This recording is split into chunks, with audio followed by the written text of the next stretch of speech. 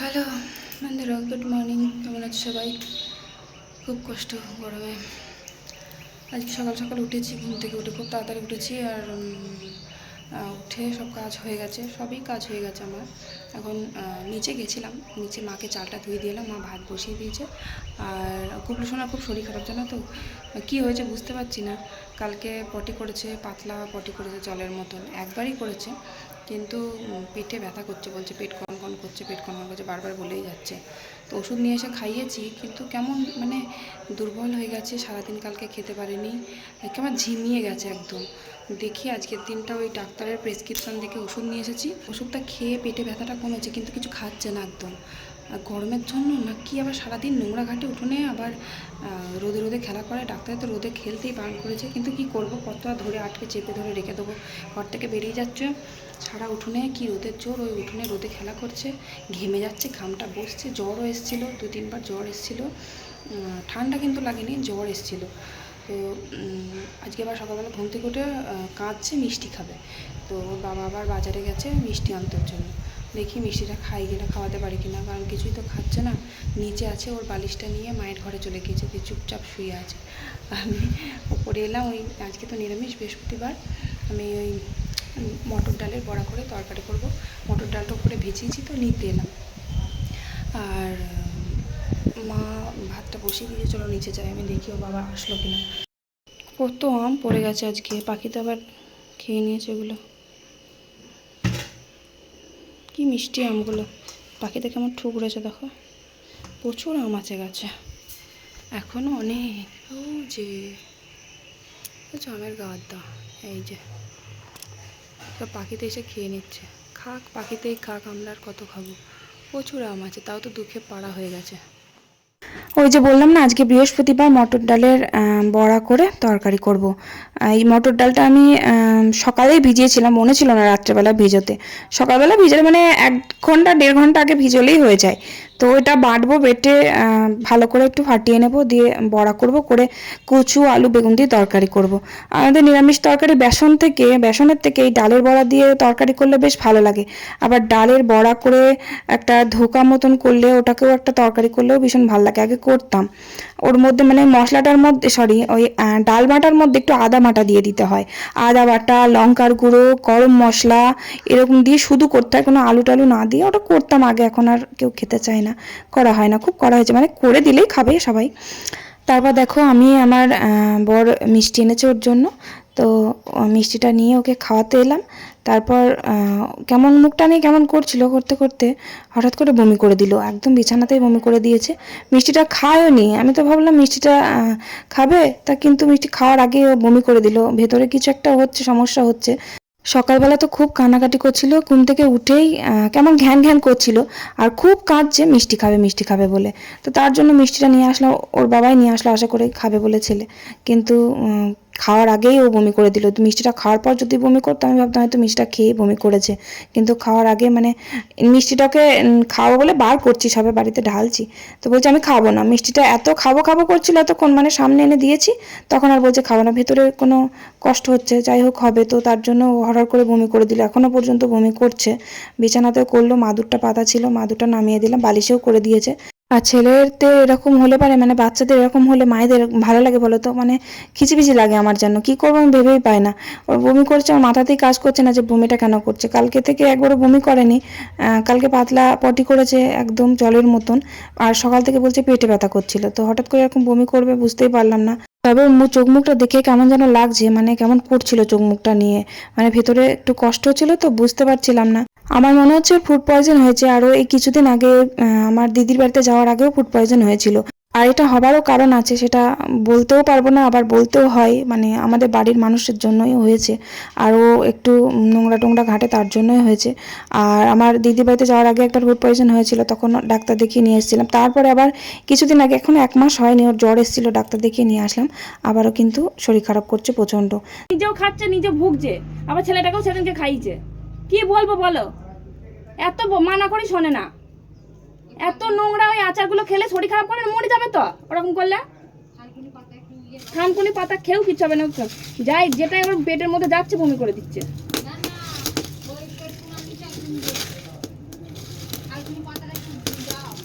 হবে, খেয়ে কি হবে, খেয়ে এরকম করে তর্ক করবে ফালতু। এত বয়স হয়ে গেল তাও বুঝতে শিখলো না। এত করে বারণ করি যে ওইসব আজে বাজে জিনিস নিজেও ওনাকেও খেতে বারণ করি যেটুকে। তাহলে পায়খানা করছে, দুদিন ঠিক মতন ভাতই খেতে পারিনি। আরে খাওয়ার পর থেকে এরকম হয়েছে। আরে গরমের মধ্যে ওইসব নিজেও রাতের বেলা ভাত দিয়ে ওইসব খাবে, ভালো খাবার খেতে জানে না। এত ঘরে টাটকা খাবার করে দিই ভালো লাগে না, ওইসব খেতে খুব ভালো লাগে। নোংরা হাতে করবে আর এই যত জ্বালা হবে আমার। ছেলেপিলেদের খাওয়াবে, নিজে খাচ্ছে ছেলেপিলেদেরকে খাওয়াবে। সে আলগা টিকটিকি যাচ্ছে কি যাচ্ছে তার কোনো ঠিক নেই, সেই সব খাবারগুলোকে খাওয়াবে। সারা রাত পড়ে থাকে। তাহলে আর ওই গামছাতে করে করেছে, বললে তো একটু খ্যাক খ্যাক করবে, একদম বললেই খারাপ হয়ে যাব, বললেই খারাপ হয়ে যাবো। সেদিনকে এক খাবার নিয়ে গিয়ে ছেলেটার মুখে ভরে দিল, খা খেয়ে মর। আজকে আমি তোমাদের সামনে বলতে বাধ্য হলাম, আর বুঝতে নিশ্চয়ই পেরে গেছো যে কি জন্য আমার ছেলেটা 2 দিন অন্তর অসুস্থ হয়। প্রায় এরকম হয়, আর আমাকে শুধু ভুগতে হয়। ছেলেও তো ভোগে, আবার ছেলের সাথে মাও ভোগে। যাই হোক, কিছু বলার উপায় নেই, বললে আমি খারাপ হয়ে যাব, তো তার জন্য আমি কাউকে কিছু বলতে পারি না। তো এবার মানে ধৈর্যের বাঁধ যেন আমার ভেঙে গেছে, কারণ এই 3 মাসের মধ্যে 3-4 বার ডাক্তার দেখানো হয়ে গেল। ছোট বাচ্চা কতবার কত শরীর খারাপ করে, এত ভোগে না এই ছেলেটা শুধু নোংরা খাওয়ার জন্য। মানে আর খুলে ডিটেলসে আমি আর বললাম না যে ওকে কি খাইয়েছিল, কি খেয়েছে, আর কি বানিয়েছিল বাড়িতে যেটা বানায়। মানে আমাদের বাড়ির কিচ্ছু বলবো না, থাক, বললেই আমি খারাপ হয়ে যাব। আমি আমার বাচ্চাকে সাবধানে রাখলে কি হবে, কিন্তু বাকিরা তো রাখবে না, না।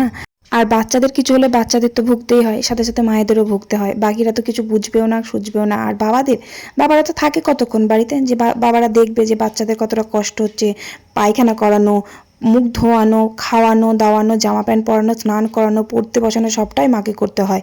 আর খেতে কতটা সময় লাগে, ও একটা বাচ্চা খেতে তো 1-1.5 ঘন্টা সময় লাগিয়ে দেয়। আমাদের গুগলো কিন্তু তাও তাড়াতাড়ি খেয়ে নেয়। আমার বড় ছেলেকে যখন খাওয়াতাম তখন আমার মনে আছে ওকে খাওয়াতে খাওয়াতে সারা দিনের কাজ যেন আমার হয়ে যায়, এত দেরি করতো খেতে। তবে গুগলো খুব দেরি করে না, ও খেয়ে নেয়, 15 মিনিটের মধ্যে খেয়ে নেয়। আর তবুও বাচ্চারা একটু ধীরে ধীরেই খায়, এটুকু তো মানতে হয় না। একটা কথা জানো তো, তোমরা হয়তো না মানলেও মানতে পারো, কিন্তু আমি মানি একটা কথা, যে 2টো মেয়ে বাচ্চাকে কিন্তু মানুষ করা যায়, জানো তো। কারণ মেয়ে বাচ্চা একটু শান্ত হয়, আর 2টো ছেলে বাচ্চা মানুষ করা কিন্তু খুব মুশকিলই হয়। কারণ 2 ছেলে এক জায়গায় থাকলে মারামারি ফাটাফাটি করে 1 নম্বর। তারপরে 2 বোন দেখবা এক জায়গায় থাকলে মারামারি হয় কিন্তু কম, একটু ঠান্ডা থাকে, মেয়েরা একটু ঠান্ডা হয়। কিন্তু ছেলেরা কিন্তু তা হয় না, দুজনা 2 রকমের ছটপটে, দুইজনা 2 রকমভাবে মারামারি করবে। 2 ভাই এক জায়গায় থাকলে আমার মানে মাথা খারাপ হয়ে যায় একদম, দুজনের তো মারামারি করবে। বড়টা এত বড় হয়ে গেছে, বুঝদার হয়ে গেছে, এবার ছোট ভাই যদি মারে একটু বুঝিয়ে বলি, কিন্তু গুগলোটা একটু মার খুঁটেও আছে। এবার 2 ভাইকে আমি কাকে ছেড়ে কাকে বোঝাবো, ছোটটা তো বুঝবে না, ছোট, বড়টা তো বুঝবে, বড়টা বুঝলেও রাগ করবে, মারবে, উল্টো ও ঘা বসিয়ে দেবে। এরকমই হয়, জানো তো, আমার আর ভালো লাগে না একদম। তারপরে আবার ছেলেটা 2 দিন অন্তর শরীর খারাপ, এই ভুগলো কয়দিন আগে বড় ছেলে, তারপরে আমার বর।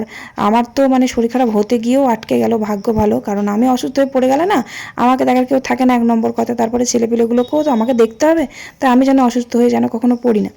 তো মানে যেটাই খাওয়াচ্ছি সেটাই বমি করে তুলে দিচ্ছে। ওই যে থানকুনি পাতার রস করে দিলাম, সঙ্গে সঙ্গে বমি করে দিল, মানে জলটা পর্যন্ত খাওয়ালেও সেটাও বমি করে তুলে দিচ্ছে।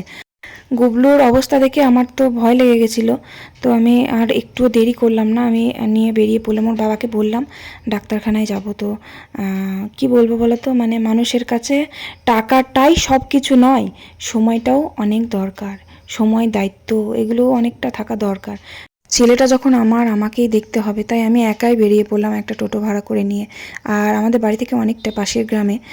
তো ডাক্তারটা গেলেই, ডাক্তারের মুখ দেখলেই যেন আমার ছেলে সুস্থ হয়ে যায়। আমি মেডিকেল থেকে যতই ওষুধ নিয়ে এসে খাওয়াই না কেন, কোনো দিন আমি দেখেছি আমার ছেলের কমে না, ওই ডাক্তারের কাছে গেলেই কমে যায়। তো আমি আর দেরি করলাম না, আমি নিয়ে বেরিয়ে পড়লাম। আমার সাথে কি আসবে না আসবে হাঁ করে আমি বসে থাকবো। আমার ছেলের বাড়াবাড়ি হয়ে গেছে, মানে এই বমি জিনিসটা কিন্তু ভালো না, বমি করলে কখনো বাচ্চা বাচ্চাদের ফেলে রেখে দিও না, বমি তারপরে পায়খানা যদি করে।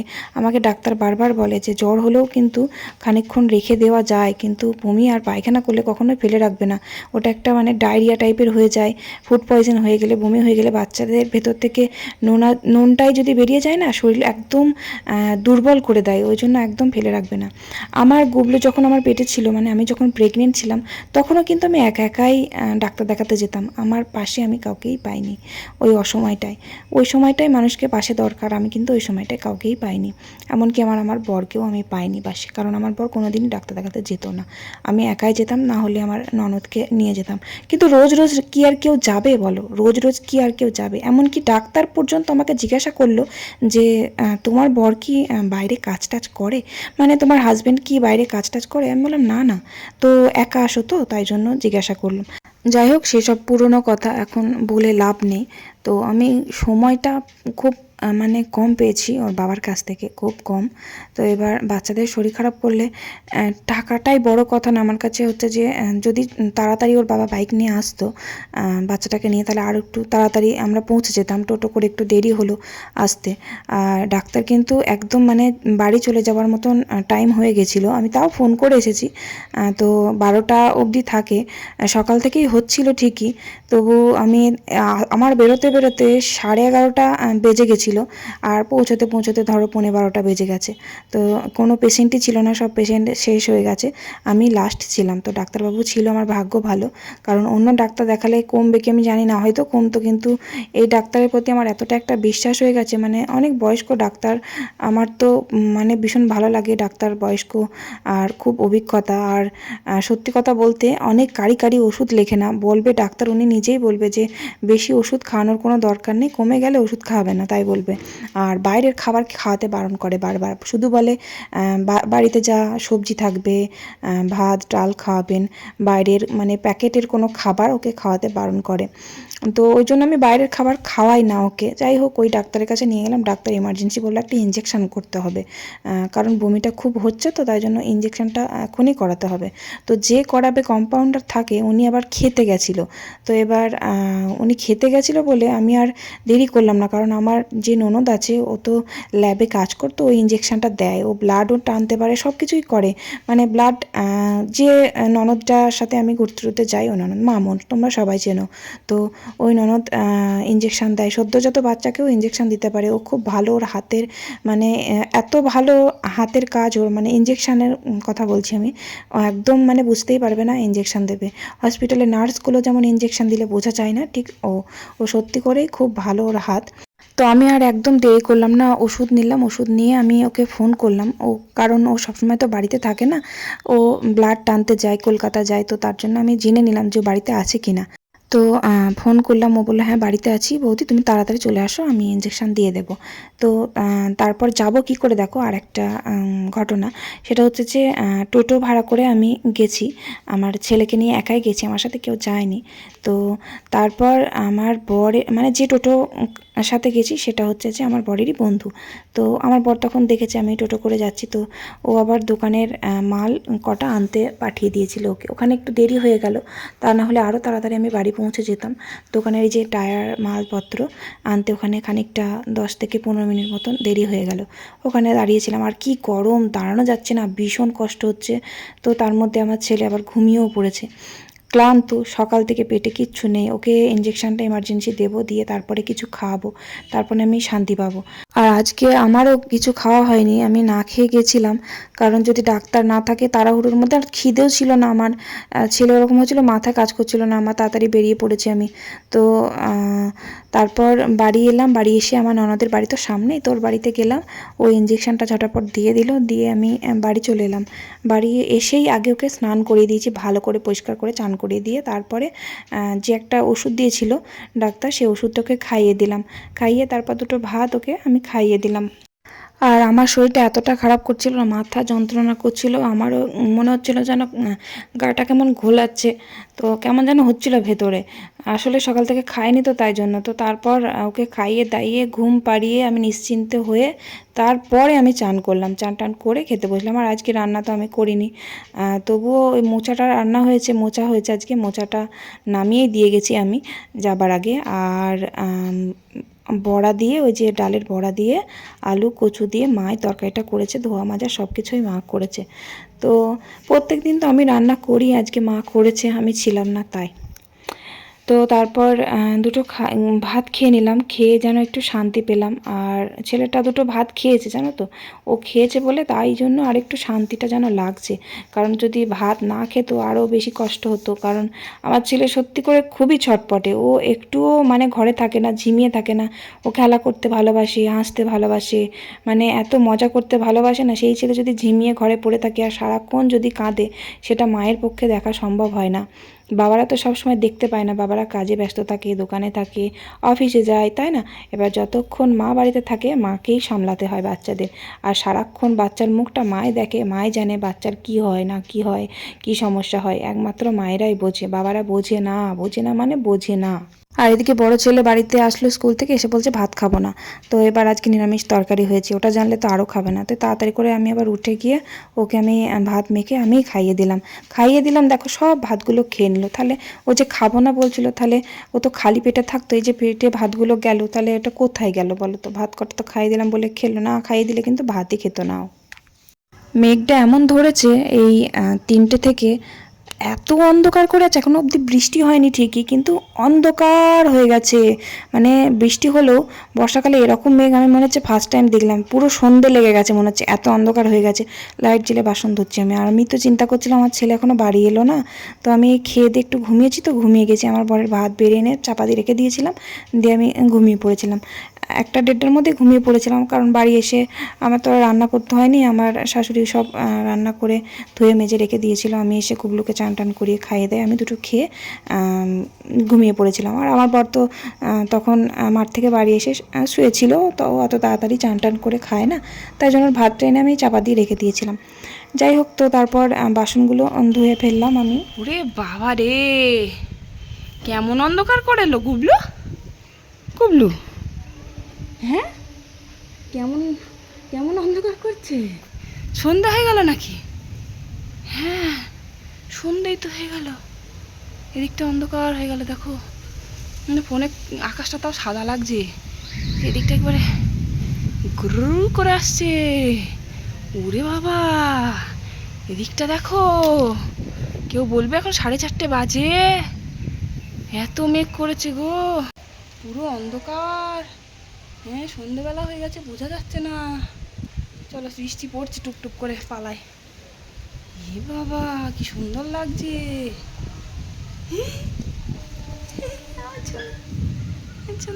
শরীর ভালো আছে? জল খাওয়া? চলো, তোমাকে ওয়ারেস জলটা খাওয়াতে বলেছে, খাওয়াই গা, চলো।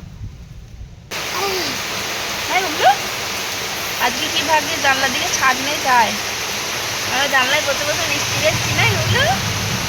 মজা মজা মজা পাচ্ছ?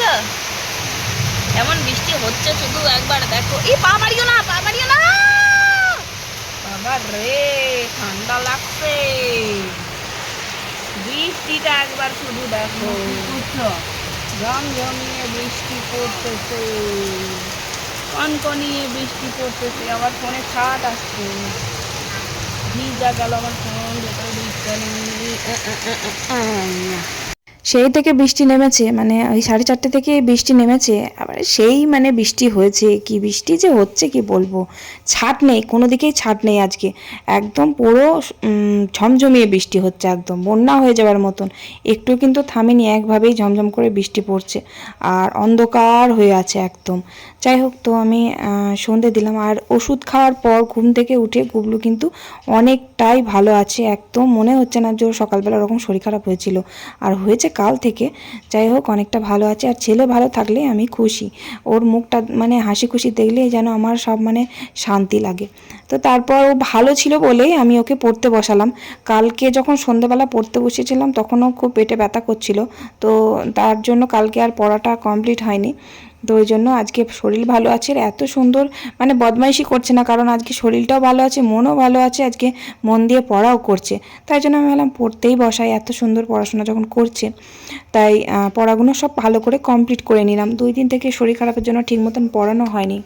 যাই হোক, তো ওকে পড়িয়ে তারপর আমি রাত্রে উপরে গ্যাসে 2টো ভাত বসালাম, গরম গরম ভাত, পটল ভাতে, আলু ভাতে, পটল ভাজা, পাঁপড় ভাজা করলাম। পাঁপড় ভাজা আমার বড় ছেলের জন্য, পাঁপড় ভাজা ছাড়া ভাত খেতে পারে না।